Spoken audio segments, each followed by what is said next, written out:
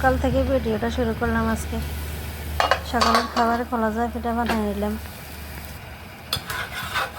অনেকগুলো পিঠা বানালাম, এখন সবাই মিলে খেয়ে নিব। খাওয়ার পরে রান্নার আয়োজন করে নিলাম। এখানে ছড়া কেটে নিলাম, ছড়াগুলো কেটে ধুয়ে নিলাম। এখানে পাবদা মাছ নিলাম, তেলাপিয়া মাছ নিলাম। মাছ দিয়ে ছড়া দিয়ে রান্না করব, পাবদা মাছ ভুনা করব। এখানে কলমি শাক কেটে নিলাম, শাকগুলো ভাজি করব।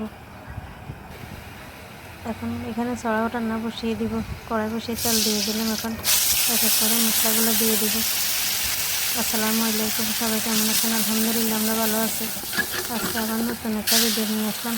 সেই মশলাগুলো কষানো হয়ে গেছে, পানি দিয়ে মাছ দিয়ে দিলাম। মাছগুলো এখন কষিয়ে নিব ভালোভাবে। এদিকে শাক বসিয়ে দিলাম, শাক সিদ্ধ করে নিব। এই শাক একটু ধুয়ে এসেছে, পানি লবণ দিয়ে দিলাম। মাছগুলো কষানো হয়ে গেছে, ছড়া দিয়ে দিলাম। ছড়া দিয়ে একটু মিক্স করে নিলাম ভালোভাবে। এখন বেশ কিছুক্ষণ কষাবো। শাকে দিয়ে দিলাম কয়েকটা কাঁচামরিচ। এখন ভালোভাবে উল্টে পাল্টে সিদ্ধ করে নিব।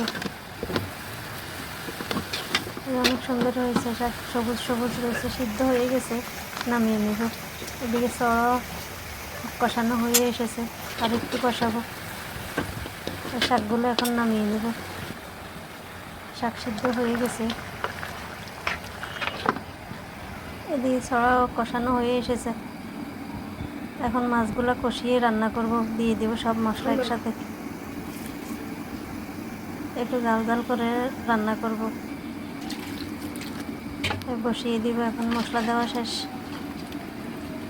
মশলাগুলো মিক্স করে নিলাম। এখন চুলায় বসিয়ে দিব। এদিকে ছড়া কষানো হয়ে গেছে, পানি দিয়ে দিলাম। একটু জিরা ধনিয়ার গুঁড়া, এগুলো দিয়ে ভালোভাবে মিক্স করে নিব। এখন বেশ কিছুক্ষণ জাল করব। এদিকে মাছও বলক এসে গেছে, একটু উল্টিয়ে পাল্টিয়ে নেড়ে দিলাম। কিছুক্ষণ কষাবো। অনেক সুন্দর হয়েছে মাছের কালারটা। এরকম রান্না করলে মাছটা অনেক খেতে অনেক মজা লাগে।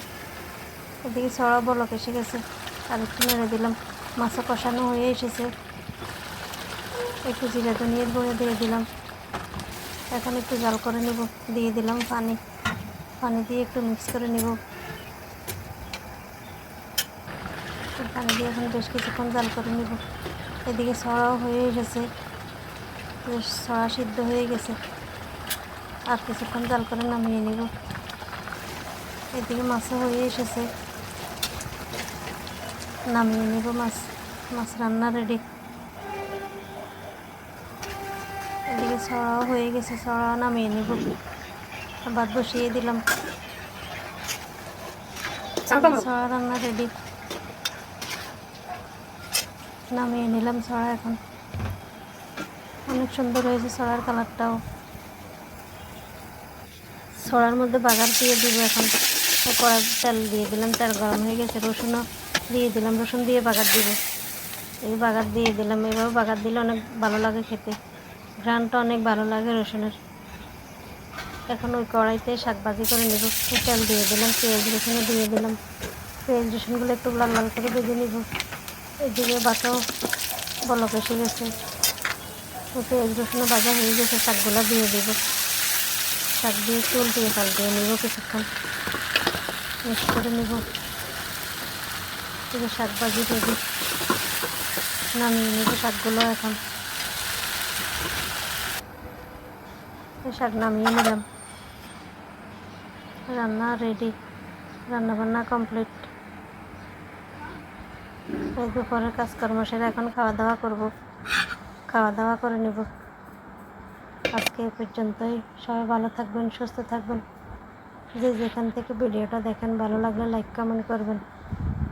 আল্লাহ হাফেজ, সবাইকে অনেক ধন্যবাদ। আসসালামু আলাইকুম।